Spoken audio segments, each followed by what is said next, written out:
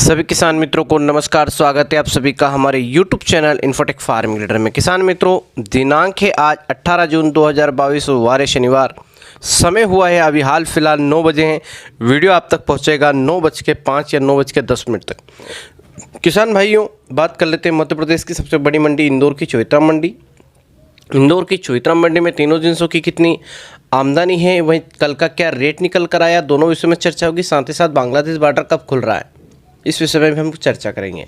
तीनों विषय में हम चर्चा करेंगे इस वीडियो में, और इस वीडियो के माध्यम से आपको इंदौर की चौइत्रा मंडी की A to Z जानकारी, संपूर्ण सटीक विश्वसनीय जानकारी उपलब्ध करवाई जा रही है। मेरे किसान भाइयों, अगर जानकारी अच्छी लगे तो हमारे और भी किसानदाताओं तक जानकारी को, वीडियो को शेयर कर दीजिएगा। चैनल में पहली बार विजिट किए तो चैनल को सब्सक्राइब करके बेल आइकन बटन दबा के ऑल सेलेक्ट कर लीजिएगा, ताकि जो हमारे आने वाले वीडियो उनके नोटिफिकेशन आप तक समय से पहुँच सके। लास्ट में, अंत में अगर वीडियो पसंद आए तब जाके आप लाइक कमेंट कर दिया करें। ये आपका फ़र्ज़ भी बनता है कि आप लाइक और कमेंट करें। अच्छी जानकारी देते हैं और लाइक कमेंट नहीं मिलता तो दुख होता है, ठीक है। और आप शेयर नहीं कर रहे हैं वीडियो को, बहुत कम लोग शेयर कर रहे हैं वीडियो को। चलते हैं, शुरुआत कर लेते हैं। सबसे पहले बांग्लादेश की बात करेंगे। बांग्लादेश का जो बॉर्डर है वो खुलने वाला है। ये बहुत खुशखबरी वाला माहौल है।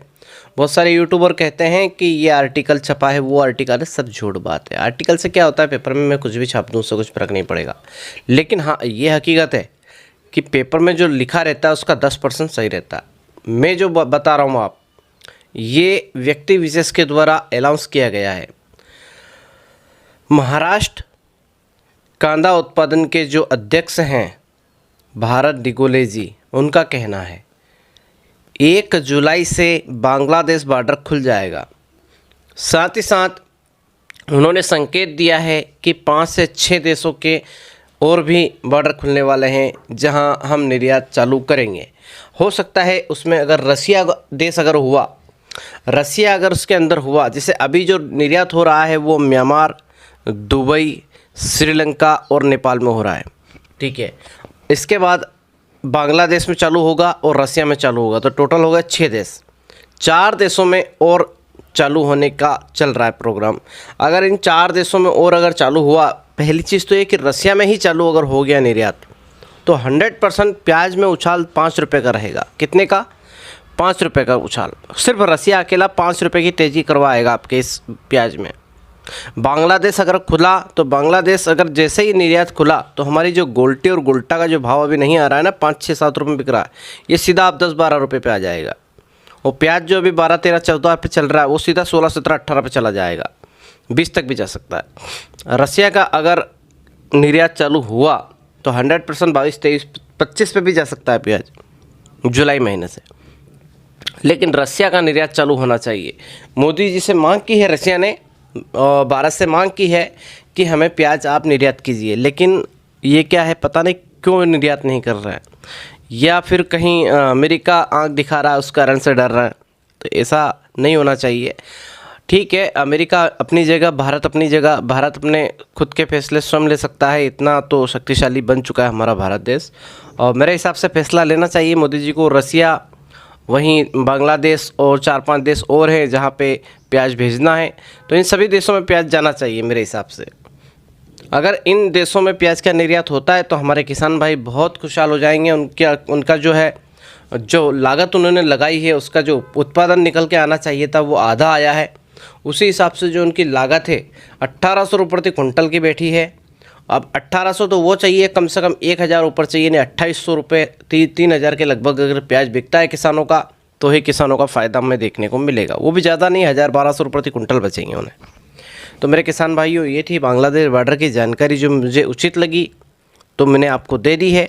बहुत सारे यूट्यूबर बोल रहे हैं कि वहाँ पे ऐसा हो रहा है, वहाँ पे अरे हाँ ठीक है, बिल्कुल उसमें कुछ सत्यता है। म्यांमार हमारे यहाँ से प्याज खरीदता है, ठीक है। म्यांमार हमारे यहाँ से प्याज खरीद रहा है, यानी कि हम एक्सपोर्ट कर रहे हैं म्यांमार को। तो म्यांमार प्याज का क्या कर रहा है, उसको जितना लग रहा है उसने ले लिया और वहाँ से वो एक्सपोर्ट कर रहा है बांग्लादेश को। इसमें कोई दो मत की बात नहीं, सत्यता है, बिल्कुल सत्यता है। लेकिन बांग्लादेश जो है, 1 जुलाई को बॉर्डर खुल रहा है, बांग्लादेश में बहुत ज़्यादा प्याज का हमारा यहाँ से सप्लाई होगा, गोल्टी गोल्टा का, क्योंकि वहाँ पे बांग्लादेश में बड़ा प्याज की मांग नहीं रहती है, सिर्फ गोल्टी गोल्टा बारीक कैप्सूल की मांग रहती है, और उन्हीं का ज़्यादा भाव देते हैं वो लोग। उसका मेन कारण है वहाँ पे जो सब्ज़ी वगैरह बनती है उसमें पूरा का पूरा प्याज डाला जाता है। यानी कि मान के चलें कि अगर 1 किलो 1 केजी नॉनवेज है तो उसमें वो 1 केजी प्याज डालेंगे पूरा, सिर्फ पत्ते छील के, काटेंगे नहीं उसको। तो इस टाइप से वहाँ पे सब्जी में इस्तेमाल होता है प्याज का। इसी कारण से वो गोल्टी ज़्यादातर खरीदते हैं, गोल्टी और गोल्टा। लड्डू प्याज जिसे हम बोलते हैं ना, लड्डू प्याज, गोल्टा और गोल्टी, तीनों क्वालिटी का जो प्याज है वो बांग्लादेश में चलता है।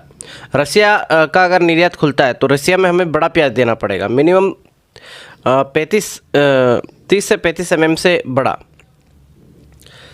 यानी कि 30 mm से लगा के 55 mm के बीच का प्याज हमें रसिया में पहुंचाना पड़ेगा। दुबई में भी हम इसी साइज़ का प्याज अभी पहुंचा रहे हैं। दुबई में जो प्याज जा रहा है वो भी अच्छा प्याज जा रहा है, वहाँ पे हल्के प्याज की मांग नहीं है।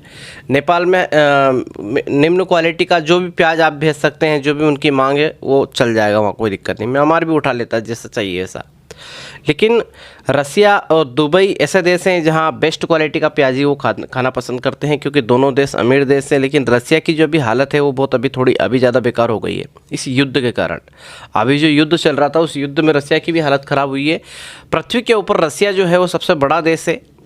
रसिया इतना बड़ा देश है कि एक कोने पर दिन है और दूसरे कोने पर रात हो जाती है। जैसे हमारे यहाँ दिन है अभी, तो अमेरिका में रात होगी इस समय।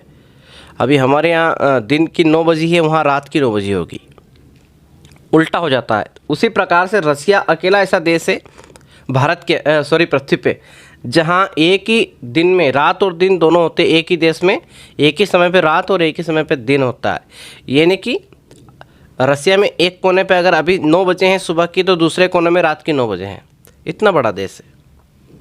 अगर वहाँ हमारा प्याज जाता है तो सोचिए कितना ज़्यादा हमें उपलब्धि मिलेगा प्याज का। इससे भारत की जो अर्थव्यवस्था है उसमें भी सुधार होगा, सिर्फ किसानों का फ़ायदा नहीं होगा। अगर जितना ज़्यादा एक्सपोर्ट हम करते हैं प्याज का, और प्याज का एक्सपोर्ट अगर हमने करा, तो उससे सिर्फ हमारा फ़ायदा नहीं हो रहा है, भारत का भी फ़ायदा हो रहा है। भारत की अर्थव्यवस्था का फ़ायदा, भारत की जो अर्थव्यवस्था है उसमें सुधार होगा भाई, जीडीपी में सुधार होगा। मेरे हिसाब से अगर जैसे हमने इधर से प्याज निर्यात किया, उधर से डॉलर आएंगे। अगर अमेरिका जाता है तो डॉलर आते हैं, ठीक है। अगर दुबई जा रहा है तो दिनार आएगा, ठीक है। अगर हमारा बांग्लादेश में गया तो टका आएगा। तो इस टाइप से करेंसी बदल जाती है। और फॉरेंसिक करेंसी जो रहती है, फॉरेंसिक करेंसी भारत में अगर आएगी तो भारत की जो अर्थव्यवस्था है वो उसमें सुधार देखने को हमें मिलेगा। इसीलिए भारत पर्यटन के हिसाब से भी अगर देखा जाए तो पर्यटन पे क्यों ज़्यादा महत्व देता है। अभी उज्जैन में कॉरिडोर क्यों बन रहा है महाकाल का, वो इसीलिए बन रहा है।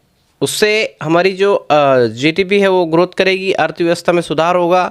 जितने ज़्यादा पर्यटन स्थल होंगे, जितने ज़्यादा लोग देखने आएंगे, उतना ज़्यादा सुधार होगा। पैसा आना चाहिए भारत में, कहीं से भी आए। जैसे मैं यूट्यूबर हूँ, मैं आपके लिए वीडियो बना रहा हूँ, किसान भाइयों के लिए, मेरे किसान मित्रों। अब आप समझिएगा, मैं वीडियो बना रहा हूँ, अगर मेरा दिन में यानी एक महीने में अगर मेरा 2000 रुपये आया, तो 2000 में से आप ये मान के चलिए कि कम से कम 200 से 300 रुपये भारत सरकार के खाते में चले जाएंगे मेरी तरफ से। यानी कि मैं खुद भी योगदान कर रहा हूँ भारत सरकार को। एक छोटा सा यूट्यूबर हूँ, मैं भी योगदान करता हूँ। वैसे ही हज़ारों यूट्यूबर हैं, बहुत ज़्यादा योगदान हो रहा है यूट्यूबरों की वजह से भारत देश का, और ये मोदी जी को भी पता है। तो ये बहुत सारी बातें हो गई है इसमें, वो मैंने ऐसी बातें भी कर दी है जो नहीं करना चाहिए, लेकिन आपके जानकारी के लिए भी ज़रूरी है, आपको नॉलेज भी बढ़ा है इससे, इन चीज़ों से। अब हम बात करते हैं आज आवक की। 25 से 30 हज़ार कट्टे प्याज की आवक देखने को मिली है। आलू की आवक 10 हज़ार कट्टे और लहसुन की आवक 10 से 12 हज़ार कट्टे की आवक देखने को हमें मिली है। आलू और लहसुन में आवक में नॉर्मल स्थिति बनी हुई है। प्याज में ठीक ठाक चल रहा है। प्याज का जैसे ही थोड़ा सा दाम ऊपर होता है, फिर प्याज में आवक धड़ल्ले से बढ़ेगी, लाख पे पहुंच जाएगी। अगर प्याज 20 पे चला गया इंदौर मंडी में, 100% जो है रेट अगर 20 रुपये पे जाता है तो 1 लाख रुपए की आवक बढ़ जाएगी प्याज की, मेरी गारंटी है। भाव अगर अच्छा मिलेगा तो, क्योंकि किसान भाई जो हैं उनको चाहिए भाव। अगर भाव अगर आता है तो ही वो उसमें कदम। ये तो हो गई आज आवक की बात। अब हम बात करेंगे कल के भाव की। कल आलू में तेज़ी रही, ज़्यादा तेज़ी नहीं, 50 रुपये की तेज़ी मान के चले। वैसे मेरे हिसाब से तो स्थिरता बनी हुई थी, लेकिन 50 रुपये की तेज़ी हमें देखने को मिली। लोकर 1800 साढ़े 1800 तक बिका। ज्योति 1750 रुपये तक बिका। हमारा एलआर भी 1700 रुपये तक बिका।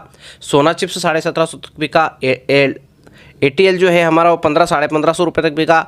वहीं सुपर 6 भी 1500 रुपये तक बिका। पोखराज 1150 रुपये तक बिका। वहीं गुल्ला 700-800 रुपये प्रति कुंटल तक बिका आलू।